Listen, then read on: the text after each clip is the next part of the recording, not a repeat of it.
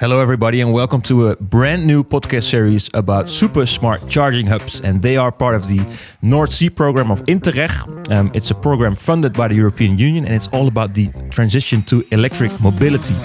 And today is the first episode. We're going to talk about the transition, about the importance of it. We're going to talk about super smart charging hubs, and they are quite exciting, I would say.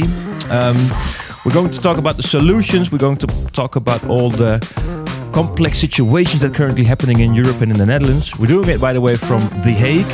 For the viewers behind me, you can see the great market, as we call it here in Holland, of The Hague. So you might see people around us. It's not a green screen. We're really in The Hague, in the center of political the Netherlands, at least. And yeah, we're going to talk about a lot of stuff. The first episode is all about showing you what we're doing in this project, all the kind of basic stuff that we're doing with these super smart charging hubs. What are they? They are not so basic, by the way. And happily, I'm not on my own today. I won't be the only one talking. I have some amazing guests with me today, starting with Ellen, my colleague. Ellen, maybe you can introduce yourself. Maybe also you can introduce me a little bit. Because we're colleagues. We're colleagues. And what we're doing. And Sjors is our great communications director at the Dutch EV Drivers Association. I'm board member at the Dutch EV Drivers Association. And we are part of this project because it sort of studies super smart charging hubs in different parts of Northern Europe. So there's pilots in Denmark. There's a pilot in Sweden, in Belgium, the north of France. And what we're trying to find out is, in these times, what can you do more with charging and parking, and how can it be interesting for companies or big buildings or parking lots to do more with cars who are parked somewhere. So, and it's called super smart charging hubs. And, you know, super smart is like a very vague term. So what is super smart? And it's not, I think, an academic notion, but we're all going to talk about that today. But what exactly defines it? And we're going to talk about that today. And I'm so happy that today we've got Cedric here. He's from the Vrije Universiteit Brussel. Free University. Yeah, and you are an important academic partner in this project, huh? Indeed, Ellen. So I'm Cedric de Cauwer. I'm professor at the University of Brussels, Vrije Universiteit Brussel. Part of the MOBI Research Center. So MOBI, historically, we've been a big frontrunner in e-mobility. We currently exist for over 50 years. And so we are in this project as the research partner. And that means that we help the other partners to more design their hubs, for example, to make good decisions on technology. And also, look at, for example, how to assess the feasibility of the charging hub. What would be the business case behind it? So more of, let's say, the study part of that is our responsibility. Wow, exciting! Yeah. Well, it's a good guess for the first episode, because in this first episode we're going to talk about kind of the basics about the super smart charging hubs. There's a lot of stuff going on in Europe, as we just said, but today it's all about what are they, what can they do, what kind of problems do we already see, what are the possibilities of them. So that's the subject of today, I think it's good to say. And in later episodes, Ellen, we're going to different projects to see what is happening all around the North Sea region, right? Yeah, and because all those pilots are so different in scale and in the way they're set up. So it is interesting for different target groups, I think, people to understand what's happening there. But we're not alone. We are with the three of us in the studio here, but we've been joined by Jeroen, and he's calling us from where, Jeroen? Maybe you can tell. From the Canary Islands, Spain. Jeroen, can you tell us why you're here and what your specialty is? Well, I'm also a part of the EV Drivers Association in the Netherlands, and I'm involved in technology in the broad sense, but especially bidirectional charging. And of course, that is also a very, very important part about the smart charging hubs, I would say. So that's, and also battery technology, and also things to do with make the grid smarter, like lower the... Hey, Jeroen, you have a bidirectional car yourself. You're kind of testing stuff in Spain, right? Well, yes, it's bidirectional. Officially, it's even V2G. But let's say at the moment it is V2L, vehicle to load. So vehicle to G is vehicle to the grid, and vehicle to load is You can attach anything you want to it, a 65-inch TV screen in the middle of nowhere in the mountains, that you can do that. That is also bidirectional because you have a bidirectional inverter that makes it possible to get the power out of the battery. But a vehicle to grid here in Spain is not available. Unlike in the Netherlands, because there you can. It's true, and it's one of the topics I think we can discuss later on. So there's a lot of stuff happening today on the technology side, also on the geopolitical side, which we're not going to discuss too much today, I think. But it's today all about solutions and about cool stuff that's happening and everything that we can do with electric vehicles. Because sometimes I think, Ellen, you might have the same feeling. Especially here in the Netherlands, people blame the electric car for being an energy consumer and for having a big part in the net congestion, but I think it's a solution to all this. It is a solution, and that's what we're going to try and find out, how it can be a solution. Yeah. And I think that's maybe interesting to ask Cedric, because you're part of this project now, but why did you decide to join it as a university? Because what do you find interesting about this project? Well, I think that the idea of smart charging hubs and charging hubs is not new. But the innovative part about it is how to design them in a good way and design them according to the needs of the mobility also. And that is really interesting. So every specific demonstration or pilot site in the project has slightly different characteristics, I would say, about who would be charging at the location. What is the specific mobility role that it's fulfilling? Is it a long-term parking, for example? Is it more of a more like around a shopping area, for example? So a hub, a charging hub is. It's very dependent on the behavior of, let's say, the people coming to that hub. And that's both from mobility side and from the energy side. And it's at the link of those two that you can have interesting applications where the vehicles can really be used as an energy assets. And so making good choices there and making in the design and the functionalities and how to make them, I would say, financially viable. These are still, let's say, interesting questions, very much also from academic side, specifically when we go towards implementation. Yeah. When the real thing is built, does it behave as expected, and can we learn to improve in the future? Yeah. And I think, because when we entered this project, I thought, what is super smart? I mean, what I understand is that you have got this parking lot and you've got solar panels, and you've got charging points, you've got bidirectional cars that can really give back to either the grid or to the closed system. You probably have a battery as well. And they have a battery. Are all those elements, does that make it super smart? Or just smart? Or just smart? That's a good question. I think the super part is definitely also a catchy word. But how we have defined it in the project is that indeed it links to what are the technologies which are present. So the vehicle itself, we also consider vehicle to grid, which is really front running. The batteries, so stationary batteries, and then the terms of functionalities. What can we do with the chargers? Is there vehicle to grid functionality, or yes or no? What are the types of problems we're trying to solve? Is it congestion? Is it more of grid balancing? So the super in this project is also about what if we could combine different hubs into a super hub, let's say. So there are two different locations that you then virtually would couple to perform the same functionalities, but on a bigger scale.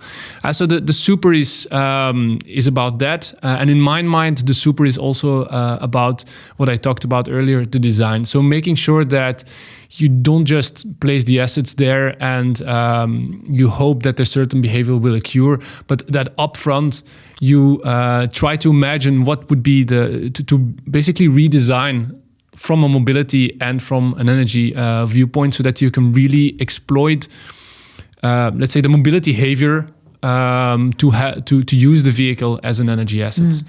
And that is for me what encapsulates the super But definitely, it's Says also the just academic, a catchy term because it's vague. But I know that from the people, and I think we should ask Jeroen maybe that this V2G part is really difficult. That is because it's such a generic word, and what does it really mean? What is the possibilities now at this moment? To understand what a super smart charging hub is, Ellen, last year we went to IWEL in Utrecht to see what they've done. They made a big battery under a big parking lot with charging stuff all happening. It's a company that can run off grid, and we went there to see what's happening there, and we made a video out of it. So let's take a look. We organiseren vandaag een evenement rondom super smart charging hubs. Dat zie je hier. Dat is dus een laadplek waar verschillende auto's geladen kunnen worden. Maar het wordt ook geladen met lokale energie via de zonnepanelen. Er staat een grote batterij. Er zit een kantorenpand aan. Dus het is een soort intern systeem wat heel slim laden mogelijk maakt.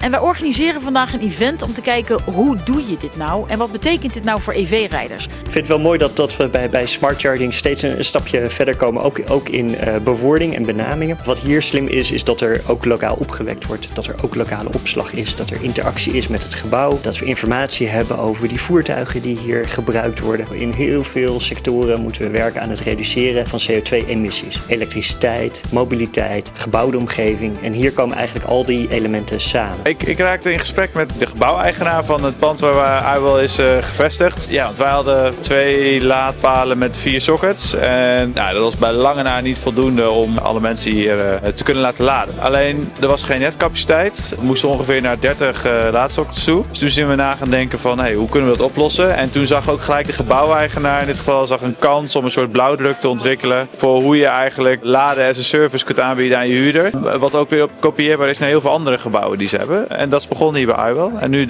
willen ze het uitrollen over een hele portfolio. Op deze schaal is dat wel allereerst een keer op deze grootte. We hebben ook al hele grote batterijprojecten en grote laadlijnen. Maar niet de combinatie van batterij, solar carport en laadpalen in één. De netcongestie is een van de uitdagingen. Hoe maak je nou zo slim mogelijk gebruik van de energie die gratis op ons afkomt. Bijvoorbeeld de zon en de wind. Dat je dat zoveel mogelijk bij je houdt om ook richting de gebruikers te sturen. De palen die moeten een aantal dingen goed kunnen. Ze moeten dus beschikbaar zijn om op te laden met zonnepanelen, dat is 1. En ze moeten goed kunnen load balancen. Die 28 laadpunten die moeten allemaal tegelijkertijd kunnen werken. En ze moeten ook aangestuurd kunnen worden. Dus vanuit software moeten ze aangestuurd kunnen worden, zodat je, als het moet, als er te veel vraag is, je ook de capaciteit kan verminderen. Dus dat je in plaats van maximaal, iets minder maximaal laadt. Ja, het ziet er onwijs goed uit. En wat ze duidelijk omschreven was inderdaad van dit is niet een heel uniek product. Nee, juist de kracht ervan is dat het heel breed toepasbaar is. Kijk echt uit om ook zelf op deze manier aan de slag te gaan. Er zijn heel veel kansen. Dus wat dat betreft is het een hele inspirerende middag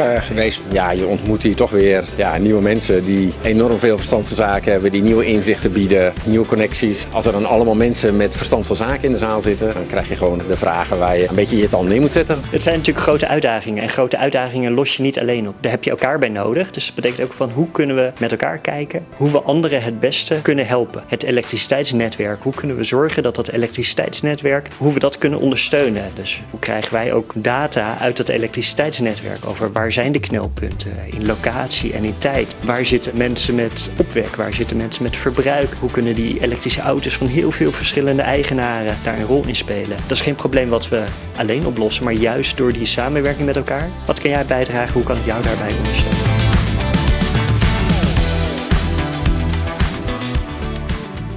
Yeah, Jeroen. So that's a great video, I think, of a great project. One of the things that's not talked about here is vehicle to grid, of course, because it's all about charging. It's not about charging something back from a vehicle. Can you tell us a bit about the status of vehicle to grid and where do we stand now? Because it is the possibility, people say, or the solution to grid congestion. But what is the situation right now? Yeah, well, in Utrecht, as we all know, is a lot of is happening. There are pilots there with all kinds of Renault cars that do give energy back to the grid, and which is very necessary because Utrecht is really full. So the potential is enormous. Like we said, the car has a gigantic battery, far more bigger than a home battery, for example. So it varies between, let's say, 50 kilowatt hours till 100 or even more. And it's a pity that for 90% of the time it's standing on the road, doing nothing. So wouldn't it be great if you could use that for other things? But yeah, it would be. And I think everybody sees the potential. But okay, that's the theory. The practice is somehow difficult because we have a lot of different car manufacturers. We have a different technology. We can maybe discuss that later. We have AC and DC, 2 different standards, 2 different plugs. And we have different hardware, we have different software, we have a new ISO standard. And that is meant to be that everything is compatible. It's ISO 1511820 to be a bit a full mouthful of numbers. But that is the standard where it's going to go. But at this moment, not every car supports that. And there are even older standards being used at this moment because it's easier. So a lot of potential, but in reality, also a lot of problem. It sounds so easy, charger, car, and we're there, but no, it's not. Something that we've been hearing a lot about for the last couple of years, Ellen, right? Yeah, the grid. Yeah, and people ask us always, how far are we, and what can I buy? You know, what sort of charging point can I buy to make it giving back, bidirectional, give back to the grid? So, and I know in this project, Cedric, it is like a sort of elephant in the room always, isn't it? Like we can do batteries, it is okay. Solar panels we can do, but the vehicle to grid part is difficult, huh? Yeah, of course. It's because we are here in an innovation project, but not a research project. So we're not developing technology ourselves. We are dependent on the technology which is available on the market. And there we see there are currently a couple of limitations.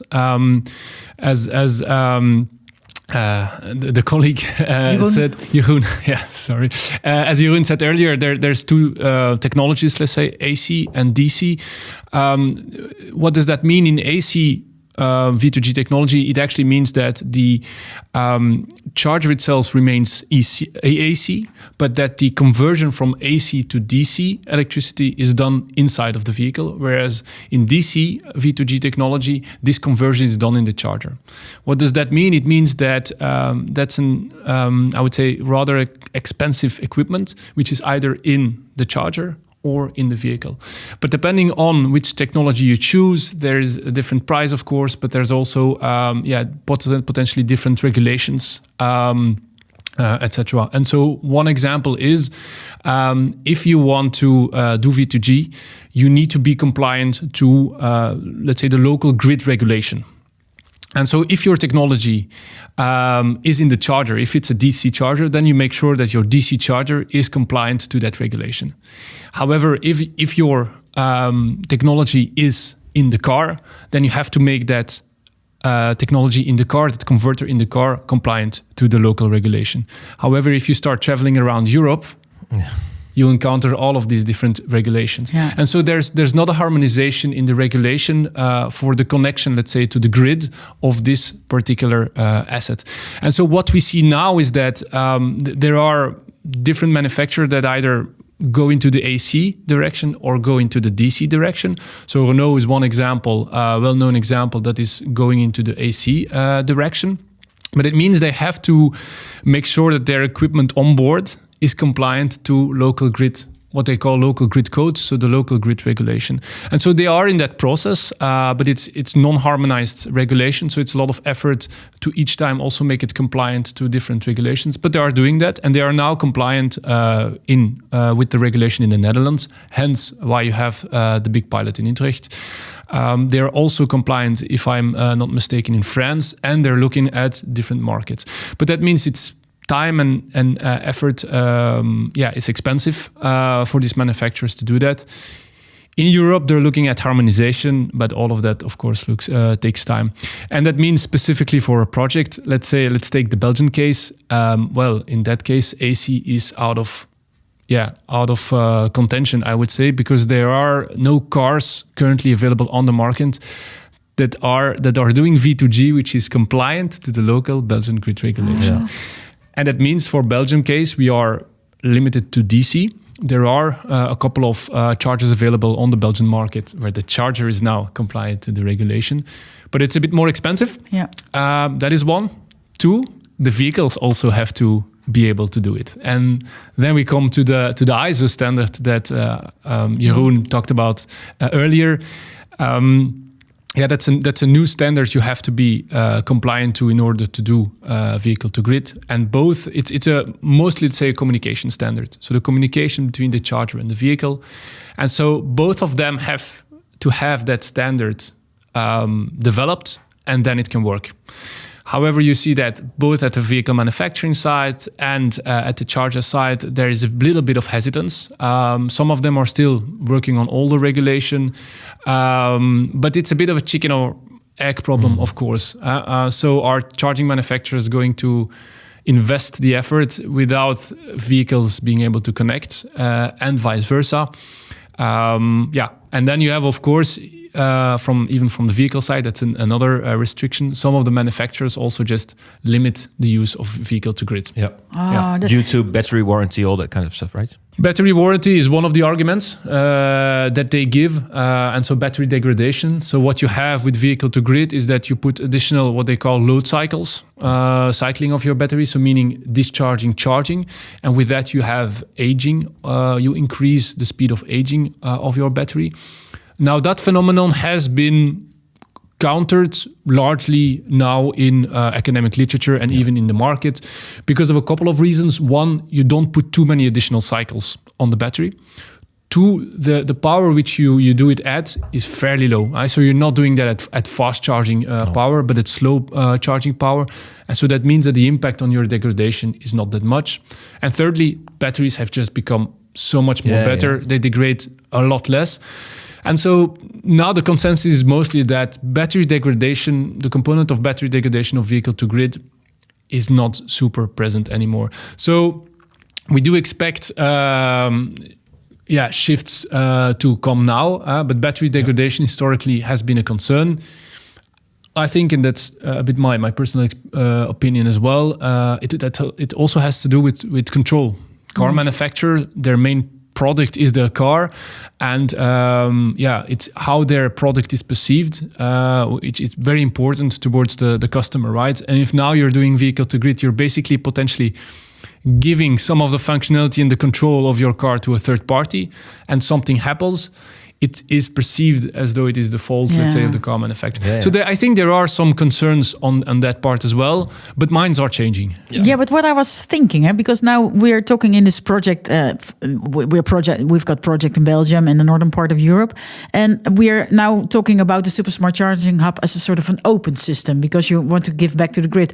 Is it not? Are there maybe examples in this project where you have got a sort of closed system? Would that not be a solution now, maybe perhaps for the next coming 2 or 3 years, to sort of already start with combining energy and... I wouldn't say the systems are closed. The standards are there. So we can go into a very technical discussion about the standards and how universal they actually are. Because there's also interpretation of a standard. But let's say most of it, the standards are there. It is, however, what I talked about earlier, everybody in the value chain needs to be working on that standard and needs to go towards the new standard, right? And so we can say it's the charger, yes, and it's the vehicle, okay, but also higher up the level, you also have the one that controls the charge points. So typically what they call the role of a charge point operator. Also, they must be ready for the vehicle to grid. So that means, what about tariffs? What about billing? So what is the tariff you're going to put on the vehicle to grid? How you're going to, you must make sure that your software is capable of having, let's say, a negative energy value and potentially a negative energy price. And how are you doing the billing system? So you have the whole of this value chain that needs to be ready for that. And that means also the business model for that. And so what you see currently now is that you have a couple of players in the market that come out with a full value chain solution, meaning a charger, a car, a CPO, and it's not necessarily that they want to have a closed system. It's just that they need a minimum viable product along that value chain. And so they come out with a preferential solution that is ready to do that. That doesn't mean that in a couple of years, when other providers come along and say, hey, yeah, I have implemented the standard. I also want to work with your solutions, that they won't open it. So standards are there, but in order to have a working product, you need a minimum product of all of the elements in the chain. Yeah, so vehicle to grid, it takes a little bit of time, but if we take it out of the picture, the whole super smart charging thing can already work today, I think, as we saw in iWell and as we see in different projects.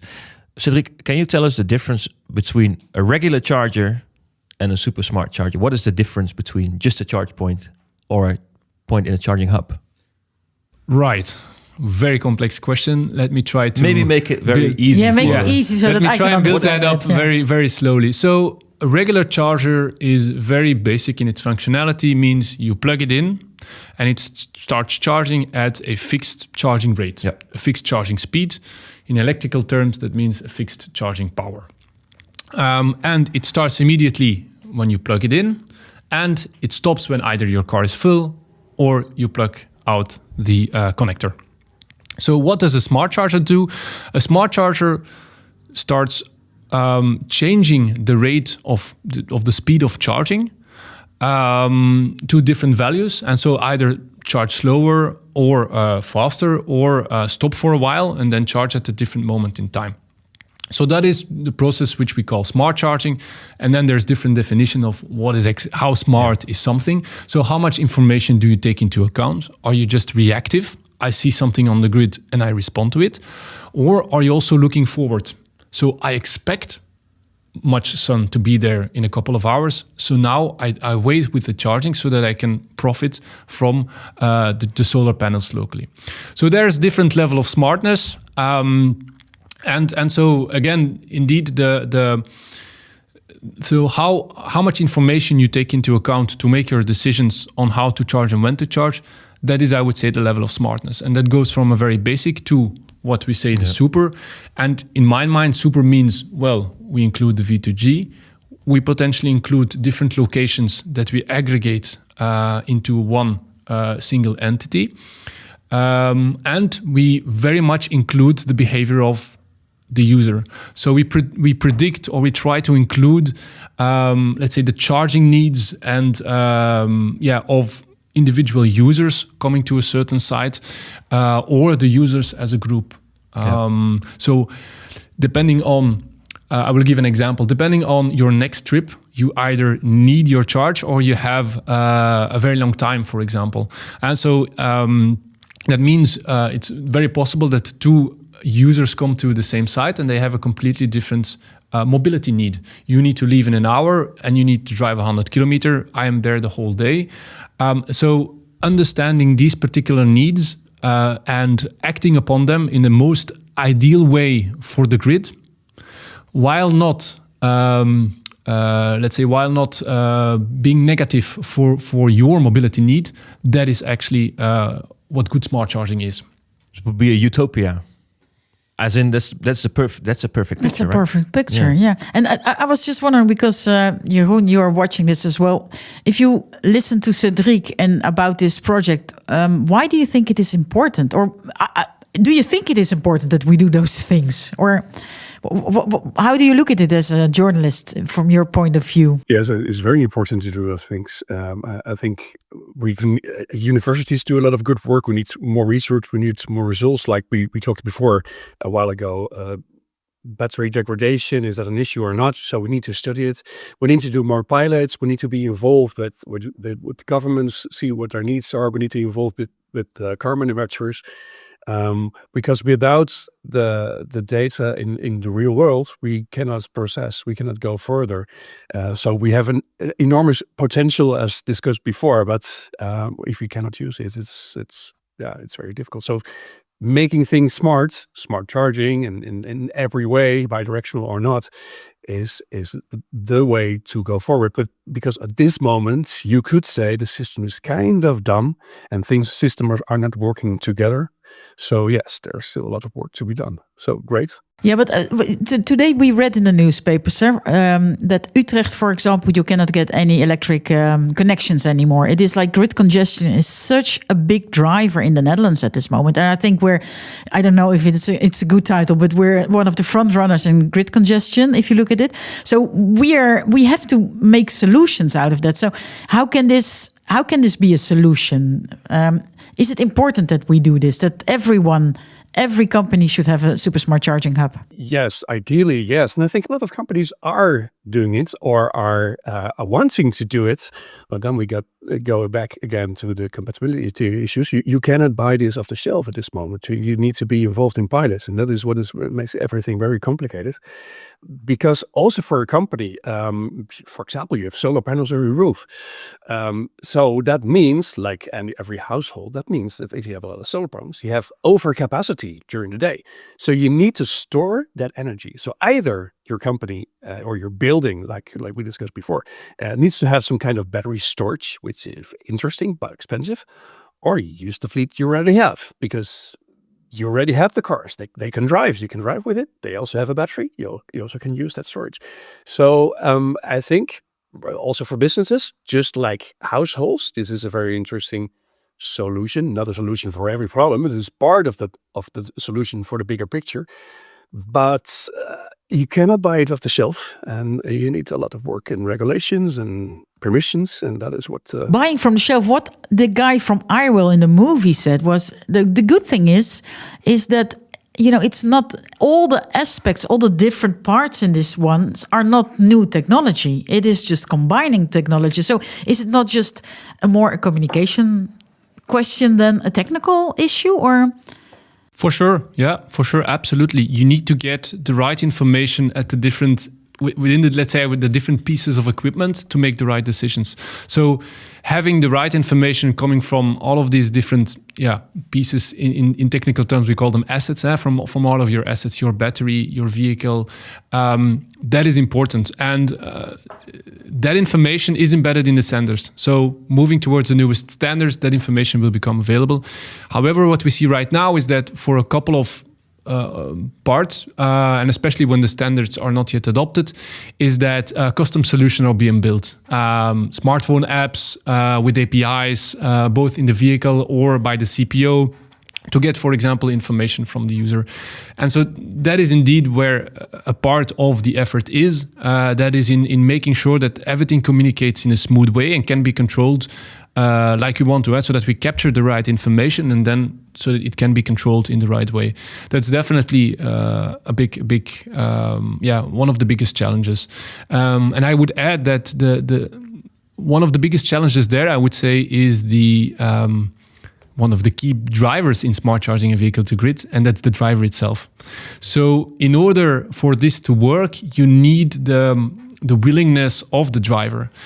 And how do you get the willingness of the driver? Well, I would say one, potentially financial incentive that has been proven over and over in different technologies, but also we have done long time ago a survey on smart charging 2019 where financial incentives was, let's say, primary candidate number one for people to want to do it, because somehow you have a loss or a perceived loss of comfort. Right? Because you deviate from a standard, I want to charge as fast as possible. And now you have to, as a driver, you have to be confident that, you don't need to charge right now and you can have it later. But it means that if there, for example, there's an unexpected event, you might not be charged. And so there is this perceived, the real or perceived loss of comfort, and you have to compensate that somehow. One is financial incentive, and that is linked to that. One of the challenges, the business model behind it. So how are we going to compensate for that? Are we going to the reduction in, let's say, maybe the reduction in congestion or the reduction in energy cost because we're charging from the solar? A part of that, can we push that to the driver so that we get that financial incentive there? So that is one. The second one, I think, really important with the driver is education. It's a very, very, very complex matter that even people in the sector, they keep on learning every day. So imagine for a regular standard user that has nothing with technology, try to understand smart charging, vehicle to grid, how that affects your system, how that affects your bill, etc. So try and educating the driver on the importance of smart charging and vehicle to grid, regardless of their financial incentive. That is also an important thing, right? It's a society. It becomes a societal value because you can contribute as an individual to the energy transition, to problems with congestion, to problems with security of supply by making sure that your vehicle in the end is used more efficiently for the grid, while not necessarily losing any comfort from mobility side. What would happen if it just stops working? I think people in the Netherlands don't realize how important this stuff is. In Utrecht, it's where I live. It's really code red, as you would say in Dutch. Yeah. Do you think people realize that the grid can just shut off? I don't know. I assume so. I think so. What will happen? What will happen if in Utrecht it's too much at a certain point of time? Well, so the worst case, of course, is a blackout, but the blackout can be a result of many things, I would say. But so that parts of the grid are shut off because the demand is too high, or that you get really overload on certain electrical equipment like your transformers, and so that they break down. And when they break down, it also means that the grid is out, at least locally. So these are real concerns, and it's true. I think we can change our behavior within the flexibility that we have. That's a big step without losing any. So just by being conscious and by changing our behavior within the flexibility that we have, that would be a huge step. Yeah. Because for me, the low-hanging fruit is not the super smart charging hub, but is smart charging on a mass scale. Yeah. That is, and of course, the super smart charging hub would be the next step, and we're trying to do that now in really innovative pilots. But the low-hanging fruit is smart charging, and the first step in changing that consciousness, that is there. And I think that if we can realize that, then it would be already a big step forward. But I think, sure, what we see that this geopolitical situation where we're in now is a sort of blessing in disguise, because people are really conscious about energy. It's true. It always feels a bit strange to say it's a blessing. Yeah, because there's a lot of terrible stuff. No, it's horrible. I mean, it's a horrible situation. But there's, I get what you say. But the thing is, sometimes I feel like in the Western world we're so used to having everything on demand. And I spoke with some people from South Africa last year, and that's a country that's really used to blackouts in the grid, right? So things like small batteries or changing your behavior is very normal in countries like this. But we are so used in the Western world to just turn on the lights, turn on the tap, turn on whatever you want, and it's there. And sometimes I feel like we have to feel that we just have limits, and there's sometimes not enough stuff anymore. Yeah, absolutely. And but it's difficult because it's difficult matter. I mean, technically, it's difficult matter to understand. And then we've been so long, we've been living so long with the idea that electricity is a commodity and it's always available.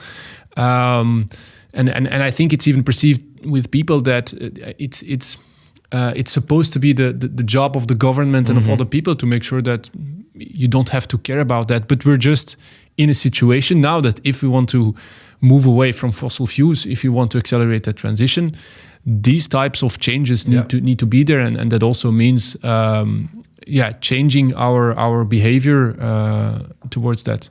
Maybe Jeroen, you have a great case in Spain because you live on an island. Can you tell us maybe a little bit about the changes that are happening there now? Energy supply, usage, whatever. Yes, I can. But it's a very different situation, of course. In all cases, on an island, you're very, very dependent because, for example, here in all Canary Islands, we don't have oil here, so we need supplies of diesel and gasoline, of course. So everything is coming by ship. Well, now with the crisis in the Middle East, it directly has an impact. It is very and there is even a risk of completely be shut out because you're a small island. Who cares, right? So the mainland and big cities, they have priority. So it is, especially on an island, very important, but also on a bigger scale, to be more self-dependent, less dependent of the imports, and produce your own energy, using solar panels, using wind, and using, of course, electric cars. Well, no, it's not. We are not there yet. We're lagging behind. But also here, you see a shift. You see a lot more solar panels coming. You see even innovative things like floating windmills appearing. And using electric cars. But the problems are different here. We're kind of behind. So we're, like, say, 5 years behind of the Netherlands. So net congestion here is not a thing yet, but it will come. And we need solutions for that very soon. Flexibility on the grid, that has a value, a big value, especially now in Utrecht, but everywhere. So if you stop charging, that has a value. That is smart charging, right? That we do that for almost 10 years now, so that's nothing new. And delivering energy back to the grid has a value too. So just like Cedric said, we need financial stimulants for that, for the consumer, because especially with vehicle to grid, which is different than vehicle to home, which is for your home, you need some incentive to be activated to do this. And you don't want to be nagged about it. Just use an app. I need to be ready at 7 o'clock in the morning, and then I need to leave my battery at 80%, for example. And in the meantime, do whatever you want. And for the flexibility, you get money, and enough money to make it interesting. And that is fair because it will save money for the grid. That's one of your subjects, right, Cedric, also?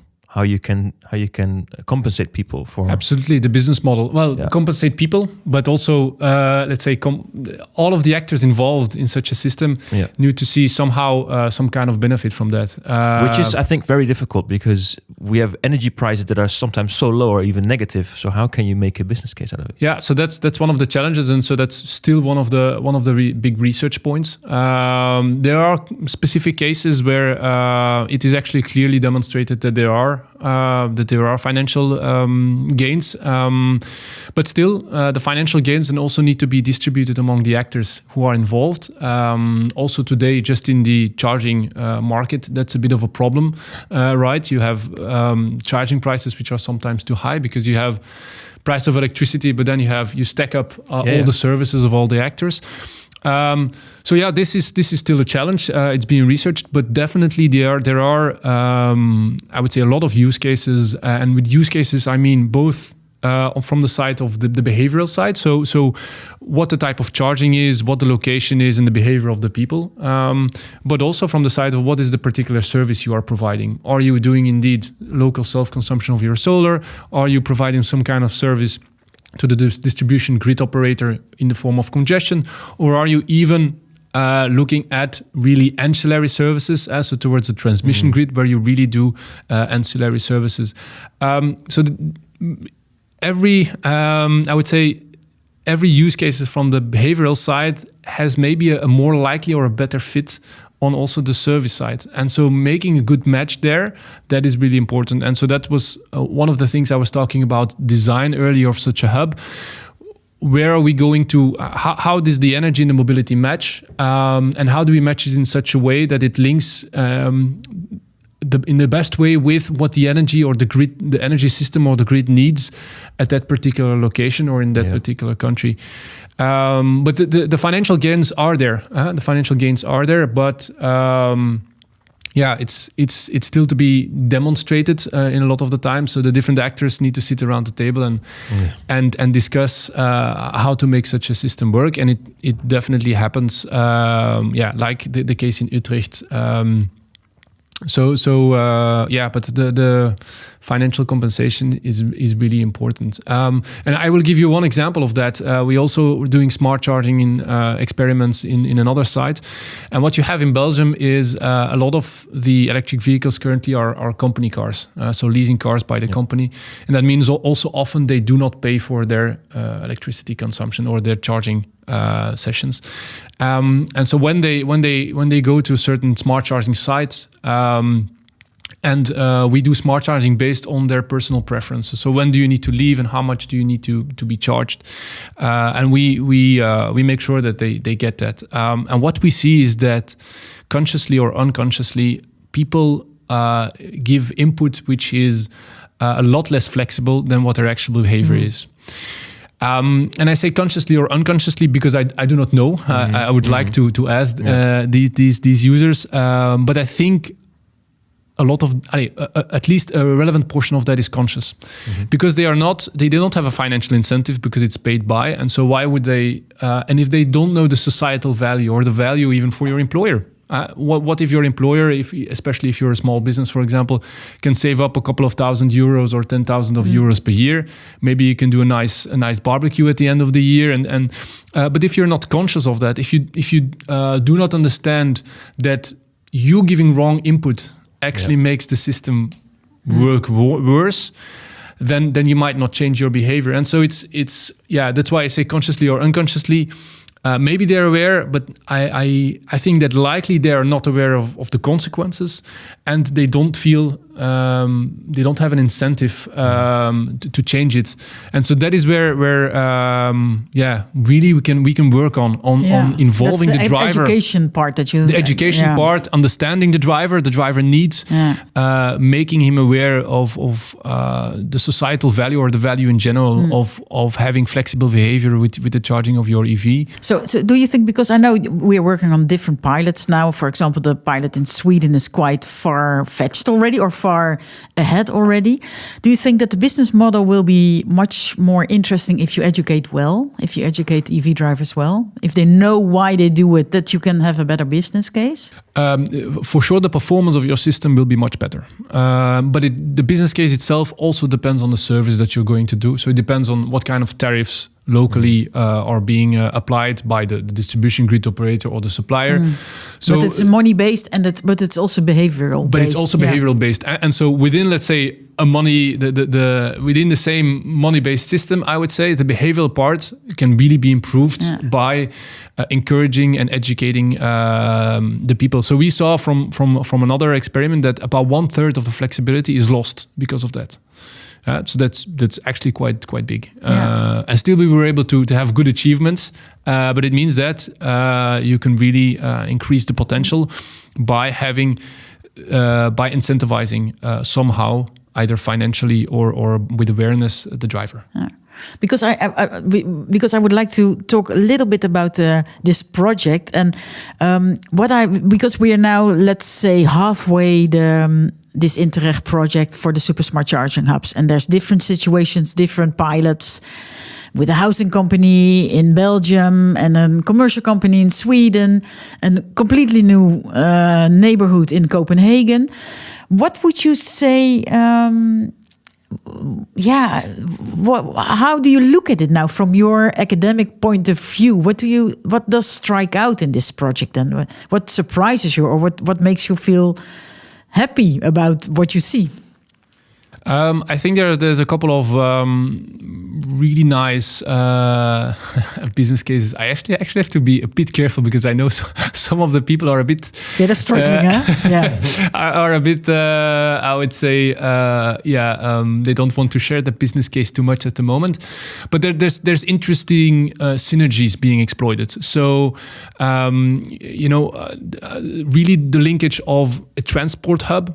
So you link, for example, with the train station or other types of transport and mobility systems. The linkage with the parking, with, let's say, parking business models.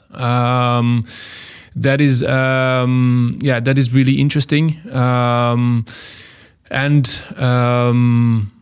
I had a third one and now I forgot about it. So the linkage with the parking, yes. The linkage with mobility systems. I forgot about the third. No problem. But why do you think that is interesting? Why is the linkage with the parking? Because it makes it also difficult because you don't know the behavior of people parking somewhere. Or that depends on what your parking is. Imagine you have a commercial parking, and that's what I was saying earlier with the use case. There are so many different use cases which are very good candidates for these types of hubs. I will give you one example: a long-term parking at an airport, for example. You know when people arrive, well, in principle, when they arrive and when they come back, right? With some exceptions, and they're there usually for a long time. So that's a prime example of using them for vehicle to, and they can be quite massive. So you can have maybe a parking of a couple of thousands of vehicles. I mean, we're talking then of megawatt scales or multiple megawatt scales where you can really use the potential of these vehicles. Of course, you don't have an airport, every small village. But I mean, so it's really looking at these different use cases and how the mobility behavior fits the energy need, and then extract the best potential out of that. Yeah. Do you know, George, how much cars you need to sort of, let's say for Utrecht, for a big city, how many cars do you need? How many batteries do you need to be fully? I think we spoke with Robin Berg, right, on our New Year's event. And I think he showed us some great data that I think with around 9,000 to 10,000 cars in the city, you would solve the congestion in our city. Yeah, with 10,000. So 10,000 cities in a city of 600,000 people. Yeah, well, it's a little bit smaller, but it's like 250,000. Or maybe Jeroen, do you know that? What figures are there? Yeah, that's numbers sound very familiar. I think it was around 10,000 for Utrecht alone, but that gives the potential, because now we're below 500, so there is still a wing to go. But a lot of other cities are very interested as well. So Eindhoven is starting to do it as well. Amsterdam, The Hague, Rotterdam are thinking about it too. I think it is. Technology-wise, it's a no-brainer to do something with vehicle to grid. How are because we are doing sort of good things in the Netherlands. How is the other countries around us doing that? Are they also having those sort of V2G like projects? I think the Netherlands is one of the front runners because of the specific problem that you have with congestion. In Belgium, it's starting to lift off as well. And then historically, you have in the UK, you have a lot of projects in the UK. They have been very, very front runner in doing V2G projects, not only towards congestion but also towards energy balancing services, so ancillary services. So there's quite some pilots there, and I think the regulation in UK also allows for this slightly better. So historically, they have quite some pilots that they did there. So Cedric, you talk a lot about the behavior of drivers. Can you tell us a little bit about how we can adjust the behavior of drivers or maybe just people in general to be aware of everything that's going on? It's a very difficult question to answer, but I would hypothesize that one thing is smoothness of operation. So how easily is it that you provide information that is needed so that smart charging can happen? We've seen also in our experiments, for example, just the fact that you need to again open the app, or in our case, it was an experiment. So they had to scan another QR code, go to a web page, fill in their license plate and then 2 data points. Just the hassle of that was already sometimes discouraging for people to do it. Usually when they did it a couple of times and they gain trust in the system and they actually see what it has done to their behavior, and that, let's say they ask for 20 kilowatt hours or 200 kilometers of range, that the conversion is not correct, but let's say 20 kilowatt hours. So what is that? 100 kilometer of range, roughly speaking, and that they come by the end of the day and they have that charged. After a couple of times, they gain trust in the system and they will use it, especially then if there is a financial incentive that makes that the charging session then was cheaper, for example. But so smoothness of operation is an important one. That means good user interface design or predictions, automatic predictions that do not need user intervention.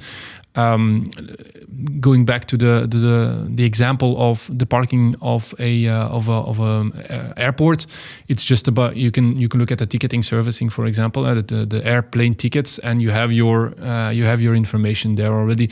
Coupling with agenda, for example, your office digital agenda and things like that. So there's ways to to get the information so that you don't without needing the intervention of the user itself or forecasting it.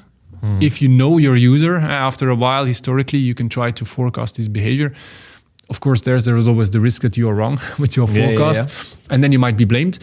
But what we have seen, for example, is that our performance of our system is better when we forecast the behavior than when we ask the behavior. Yeah. Well, one hot take. I might have a hot take on this. Right? I like that. Can I have a hot take? Sometimes I feel like we are telling too much about these things to customers, to EV drivers. In Utrecht, for example, we have a lot of charging points that are currently smart charging a lot of cars, and I think the companies told the users, but a lot of users don't even know that their cars are being smart charged. Do you think there's a possibility that we actually don't tell a lot of people about all the complexities and all the possibilities, but we just going to do it? Because a lot of the times I think people plug in their car and they come back 12, 13, 14 hours later. And within those 14 hours, well, their car will be charged, but not at the exact moment when they plug in. Do you see what I mean? Like sometimes we overload I sort of agree people, with you because overload people with information and possibilities, and well, maybe in practice it's not very complicated, or people don't have really problems with it. I think that one of the reasons I'm not answering your question because it's you've got. But what I like about this hot take of you is that what you see, it's a nerdy world. It's everything is, and all those technicians talking about smart charging, they like it. If it's more complicated, they really like it. So I think it is time that marketing or communications people are taking over, getting grip of this understanding, and then let it behave as a sort of commercial product. And you don't want to know what is all inside of your project. You just want it to work. And one of the things I even is even maybe affirmative to what you're saying is that we do surveys every year on charging, and for example, if you talk about bidirectional charging, and if you can help the grid congestion, that enough for people is in our survey saying that about 70% of the people that filled in the survey said, well, I want to charge bidirectionally because apparently it helps the grid, and I know so much in the newspapers about the grid and I want to help the grid. So I think it's a good question, but maybe you, from your academic point of view, you've got a different opinion. I don't know. It's not really academic because I haven't done the study, but I would say it's to some degree I agree with you, but there's also a danger in that because the same thing with what I said, like when you predict the behavior and then you act. If you act without a consent or without the knowledge of the user, and then the behavior is not as what he expected, then you might actually be counterproductive because he will no longer be willing to. So I think I do agree with you. We have to take away the complexity and somehow communicate, let's say, the boundaries to what you will do with his car, and then have some guarantees about what he can have and what he will have, but have an agreement with the driver that, look, this is what potentially we can do in general with your car. And because of that, we save X on your bill, for example.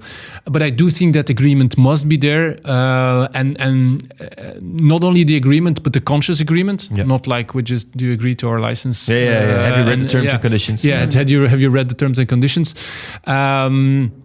Because otherwise you might... you might know people. And then, of course, it's also, again, how performant is your system. If your system is, let's say, 100 or 99.99% performant, and with performant, I mean that you don't make errors on how the behavior will be of the user, then you can do that. Yeah. However, if you are away from that situation, which is also the realistic behavior, because the driver's behavior is so unpredictable, that's one of the challenges. I think you will end up in a situation where there will be some mistakes, and you are counterproductive. Yeah. When you said that example, I was thinking immediately of the double booking system with airplanes. Oh yeah. So they do a lot in the background. So they do overbookings and things like that, and usually you don't notice until you are overbooked, and then you're really, really annoyed. And if you have that twice in a row, you might not fly anymore with that airline. But if of course it becomes standard practice with all airlines, then. So I make that comparison a bit. I was immediately thinking about that. So to be a bit careful. But these are really key research questions I think that pilots can help with. Doing these experiments with real drivers, doing the surveys, or just from the data, looking at what their behavior is and so on. That I think, that's where the one of the values of these experiments is to look at in the real world how your technology interacts with the user, in this case the drivers. Look at their acceptance of the technology, look at the boundaries, look at how they affect performance of your system because of things you didn't anticipate in their behavior. And that's why pilots are important, and that's why going from just smart charging on a mass scale towards these super smart charging hubs and these new innovative pilots, it keeps being important because even though some of the solutions might be a bit custom, we do build up knowledge and we do build up confidence for other market players to say, actually, that's a system that works. That's a system that works, and I can make commercial value out of that. And if sufficient parties do that and they sit around the table, you come with a standard architecture. And so, that's the value, I think, of these projects. Yeah, it is. Because I read this article in the Correspondent, which is like a Dutch alternative newspaper, talking about prices of energy, that they will be so low within a couple of years. That it was a very positive article. I think you've read it as well. So with this in mind, if indeed wind and solar energy gets so cheap, what would that mean for what we're researching now? Then we perhaps don't need this anymore. Jeroen, can you say anything smart about this? Super smart, maybe. Super smart. Well, let's try. Things are changing so fast to keep in this charging atmosphere. Like right now, you have an etiquette of charging, you could say, if I translate it, and that means that you need to unplug your car as soon as possible when you're finished with charging, right? Because other people want to use it as well. Well, in the near future, maybe the very, very, very near future, when bidirectional charging is active, you don't want that. No, you want to be plugged in all the time, because then the grid can make use of it. So we need more chargers. So that is one example of how fast things are going. We are now in a situation of energy shortage. We need a lot of more energy, especially sustainable green energy. We have data centers rising up. We have AI, all kinds of things. We have shortages in Utrecht and other cities in Holland and all over the world. But yes, when we push up the investments in green energy, when we have plenty of wind and solar and storage of energy especially, we have a new situation. And I would say let's invest now and do everything possible to get less dependent on oil and be self-sustainable in the future. And then we might have a new situation. I don't know. Plenty of energy, free energy, or very cheap. It could be, but we're not there yet. Still a lot of work to be done. So it's very good that prices will become very, very low because of such a high availability of renewables. But the challenge remains that renewables are not always available. And so you need that balancing mechanism, and that balancing mechanism is also something that is driving the price right now. And so regardless of the price of electricity, because we're going towards higher shares of renewables, in any case, you will need huge amounts of balancing potential. And so vehicles are they really have a huge potential for that, because it remains primarily a mobility asset, but it has a huge potential for an energy asset because it's underused, let's say, as a mobility asset, and so it's therefore it will become much more efficient. It will become a much more efficient asset because it can be used in multiple things. And so I would argue the opposite.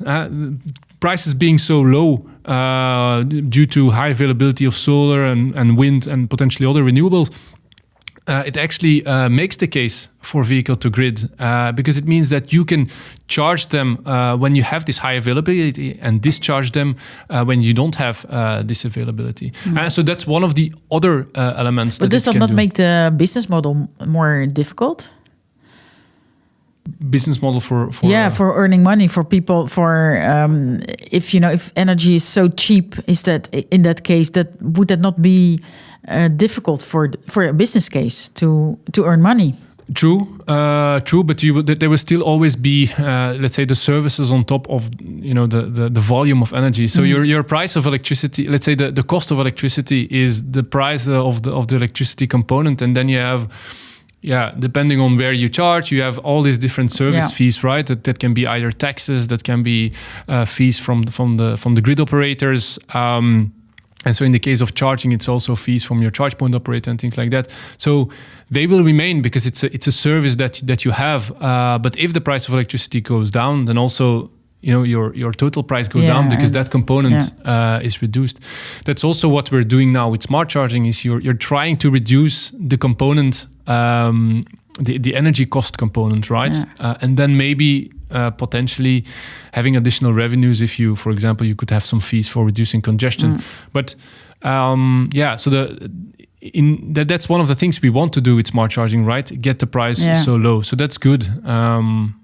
And it's a bit of the, how do you call it, music of the future, because at this moment we're having sky high energy prices. True. And I like the educational part of it, because I think people are educate themselves very much now. I think if we look at our members, they are all EV drivers, and I'm always so surprised how smart they are. And if you're really having problems, if price is really high, you're really willing to deep dive into topics that you don't really like, but there's the solution at the end of the road, because there's your reward for but at deep the same diving time, in. we have a lot of new EV drivers who maybe had just lost their fossil fuel car and they just want a car that's cheap. And I don't think they want to get into all the technical stuff, and they just want their car to work and the charging to work. So I think that's a very big challenge. But I think we discussed some really great opportunities, and I think we discussed why this is so important, especially in this time of the world. Maybe to wrap it up, because I think we've already been talking for a long time. Maybe to wrap it up to Jeroen, do you think if we look 5 years into the future, what do you think we're kind of laughing at? Like, why were we struggling with this in 2026? What do you think is the thing that we look back to? Well, I'm not sure, but I really hope it is net congestion, because, well, it is a major problem, but if we have, we need storage, right? We talked about wind and sun. They are great. They are cheap. They are not always available. So we need a lot of storage, all kinds of storage we can find. And the car is one of the many opportunities there. So I would say, as we see more and more bidirectional capable cars, and we see at the same time battery storage being installed in industrial parts, in businesses, and in neighborhoods even.